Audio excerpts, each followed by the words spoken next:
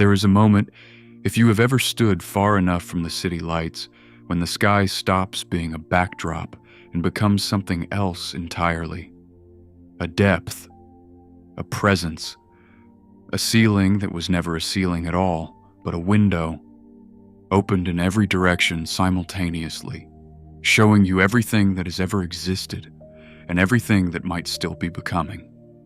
Tonight, we are going to look through that window together, not with the casual glance of someone checking the weather, not with the overwhelmed awe of someone who has just seen a photograph from the James Webb Space Telescope and cannot quite process it.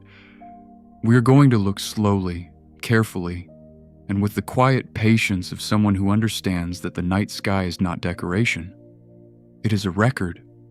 It is a library. It is a letter written across 14 billion years, addressed to anyone patient enough to read it. Close your eyes for a moment. Imagine you are lying on your back in a field somewhere, far from the noise of the world. The grass is cool beneath you. The air is still. And above you, gradually, as your eyes adjust, the stars begin to appear, first the brightest ones, then more still, until the sky is so full of them that the darkness between them starts to feel less like emptiness and more like the ink between words on a page, necessary, structural, alive with meaning. That is where we are going tonight. Into that page, into those words. A gentle like or quiet tap on subscribe would mean the world to me. Every bit of your support keeps this tiny universe alive, one sleepy soul at a time. Now, let us begin. Part 1. What are you actually seeing when you look at a star? You are not seeing a star. This sounds like a trick, but it is not. It is one of the most quietly profound truths in all of astronomy, and it is worth sitting with before we go anywhere else. When light leaves a star, it begins a journey. That journey takes time. The light does not arrive instantly, no matter how fast it travels, because the distances involved are so immense that even at 186,000 miles per second, fast enough to circle the entire Earth 7.5 times in a single second, the light still takes years, decades, centuries, sometimes millions of years to reach your eye. What this means is that every star you see in the night sky is a message from the past. You are not seeing the star as it is. You are seeing it as it was. At the moment the light you are currently receiving left its surface and began its long crossing of the dark. The nearest star to our sun is Proxima Centauri, a small red dwarf sitting approximately 4.24 light-years away. When you look at it, you are seeing light that left its surface 4 years and 3 months ago. The star you are seeing is the star as it existed in the early months of a year that has already passed. Whatever Proxima Centauri looks like right now, in this actual present moment, you will not know for another 4 years. As NASA's Jet Propulsion Laboratory describes it, looking at the night sky is a form of time travel available to anyone willing to simply look up. But Proxima Centauri is our neighbor. It is the star next door. Go further. To the stars of Orion's belt, to the distant smudge of the Andromeda galaxy, to the faint glow of the Virgo cluster, and the time you are looking back into deepens dramatically. Betelgeuse, the red supergiant marking Orion's left shoulder, sits roughly 700 light-years away. The light you see when you look at Betelgeuse tonight left that star during the early 14th century. The people who built Notre Dame Cathedral in Paris were alive when that light began its journey. They did not know it. They could not have known it. But in a very real sense, the light that touches your eye tonight was already traveling toward you while medieval stonemasons were still at work on their spires. Astrophysicist Neil deGrasse Tyson has written that the universe is under no obligation to make sense to you. But sometimes the universe offers something better than sense. It offers perspective, and perspective on a clear night is available in every direction you choose to look. Take a slow breath. The sky above you is not a snapshot of the present. It is a mosaic of different pasts, layered on top of each other, each star's light representing a different moment in history, all arriving at your eye simultaneously. You are, in the truest possible sense, surrounded by time. As we move through this night together, remember that every wonder we discuss carries this quality. Every light has a story. Every glow is a message.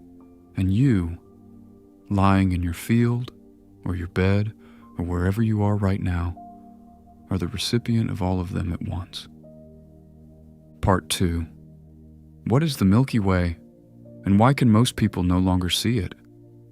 On a truly dark night, away from cities and towns and the orange wash of artificial light, the Milky Way appears as a broad, soft band of light arching across the sky from horizon to horizon. It is not dramatic in the way that a full moon is dramatic. It does not demand attention. It glows quietly, diffusely, like a river of pale smoke suspended above the world. What you are seeing, when you see it, is the combined light of somewhere between 100 billion and 400 billion stars, the disk of our own galaxy, viewed from the inside. We live roughly 26,000 light years from the galactic center, positioned about 2/3 of the way out along one of the Milky Way's spiral arms, which astronomers call the Orion Arm. From this vantage point, when we look toward the constellation Sagittarius on a summer night, we are looking toward the dense, star-packed heart of the galaxy. The brightness there, that slightly thicker, more luminous region of the Milky Way, is the accumulated glow of hundreds of billions of stars packed into the galactic core, a region we can never see directly because it is hidden behind vast clouds of dust and gas.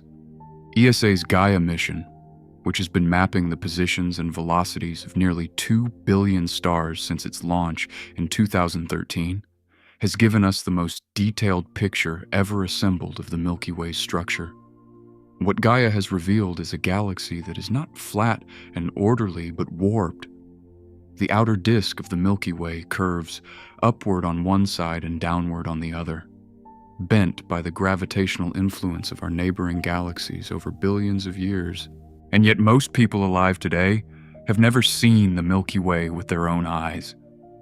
A landmark study published in the journal Science Advances in 2016, led by researcher Fabio Falci and supported by light pollution atlases assembled over decades, found that approximately 99% of people in the United States and Europe now live under skies too bright to see the Milky Way properly.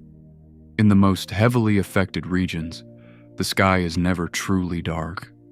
It glows orange and white, lit by the cumulative output of millions of streetlights and buildings and signs, a permanent, artificial twilight that has erased one of the oldest and most universal human experiences.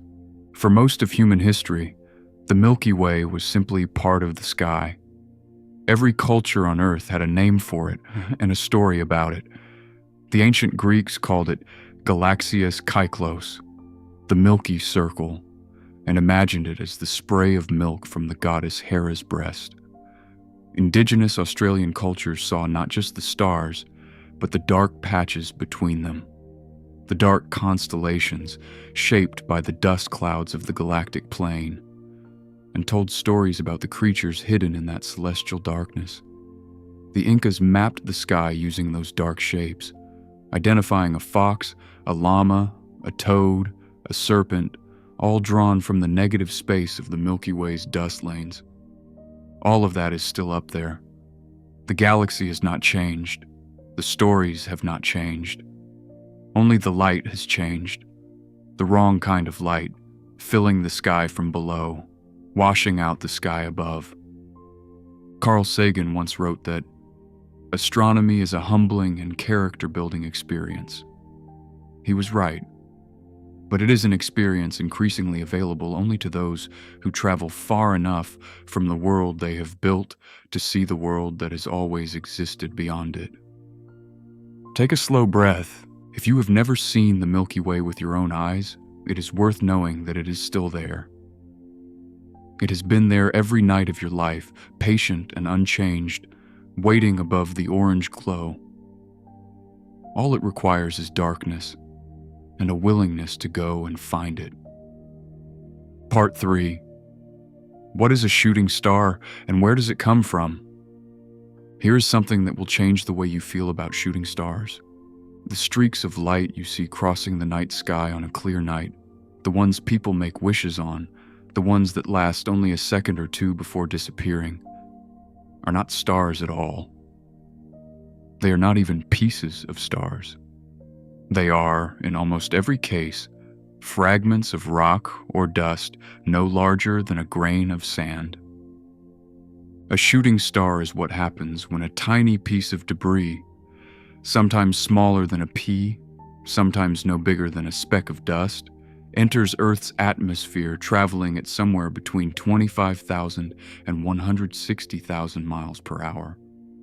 At those speeds, the friction with the air molecules above us generates enormous heat.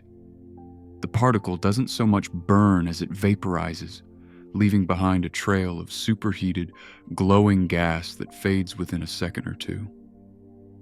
The light you see is not the particle itself.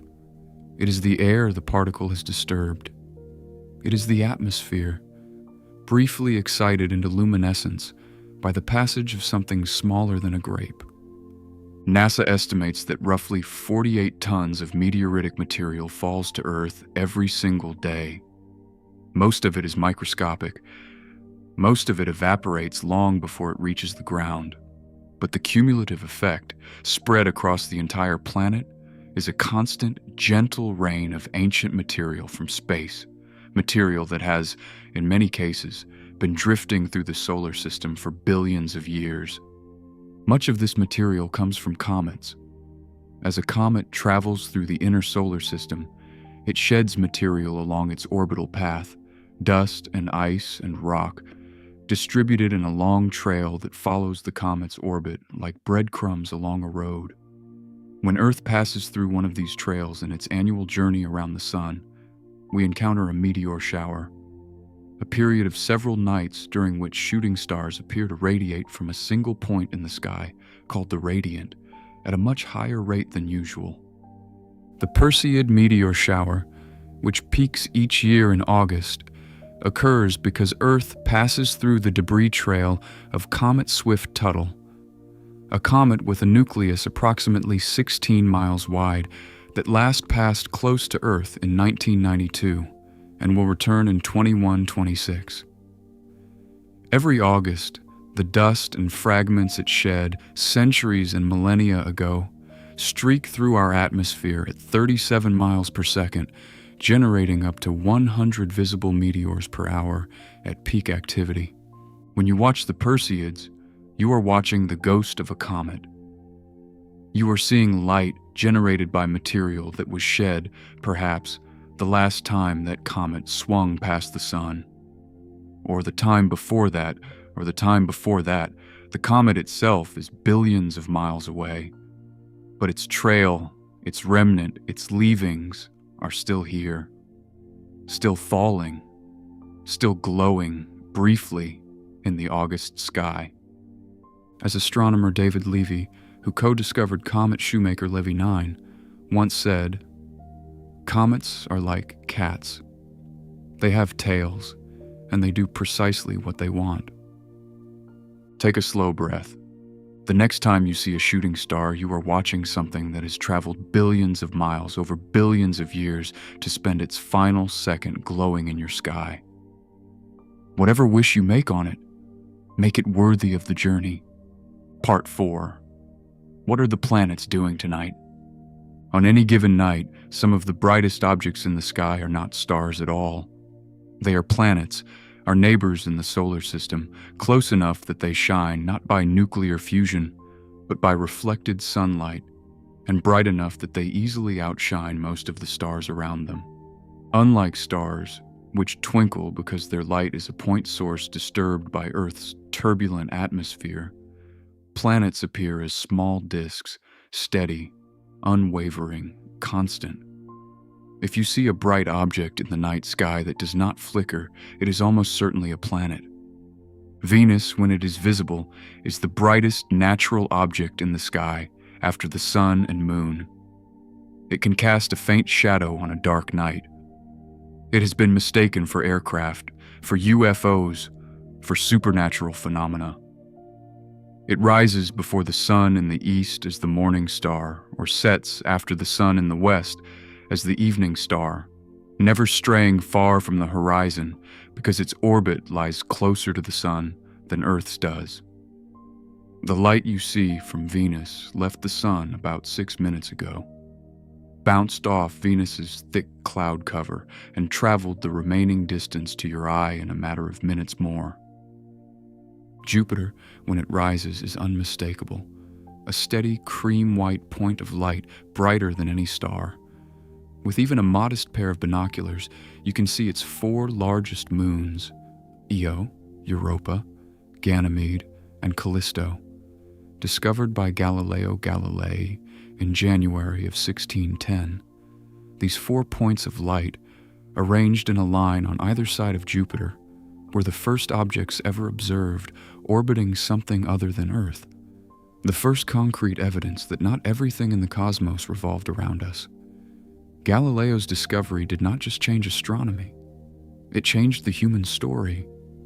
NASA's Juno spacecraft, which has been orbiting Jupiter since 2016, has revealed the gas giant as a world of extraordinary complexity, a planet with no solid surface, where atmospheric bands that appear smooth from Earth are revealed up close to be towering storm systems thousands of miles deep, where the Great Red Spot is a hurricane larger than Earth that has been raging for at least 350 years, and where the auroras at the poles dwarf anything seen on Earth, stretching thousands of miles into space and powered by volcanic material ejected from the moon Io. Saturn, when it clears the horizon, glows with a soft golden light. Through even a small telescope, its rings are visible, a sight that has startled and silenced observers for 4 centuries. Galileo, whose telescope was too primitive to resolve them properly, described Saturn as appearing to have ears.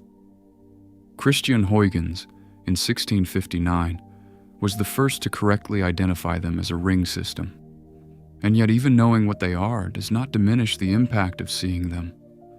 They remain one of the most beautiful sights available to any human being willing to point a small telescope at the sky on a clear night.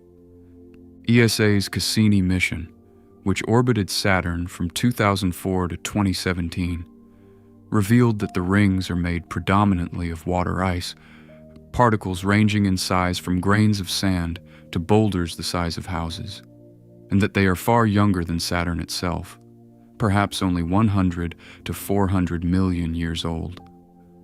We may be living in a special moment in Saturn's history, a time when the rings are at their most visible and dramatic before they gradually rain inward and disappear over the next 100 million years. Take a slow breath. The planets are out there tonight, moving, reflecting, orbiting. They do not know you are watching, but they have been watched by human eyes for as long as human eyes have existed, and every civilization that has ever looked up has seen them and wondered.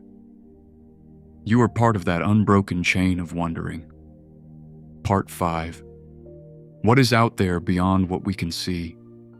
Here's the edge of what we know. The observable universe, the sphere of space from which light has had enough time to reach us since the Big Bang, has a radius of approximately 46 billion light years. This is not the size of the universe.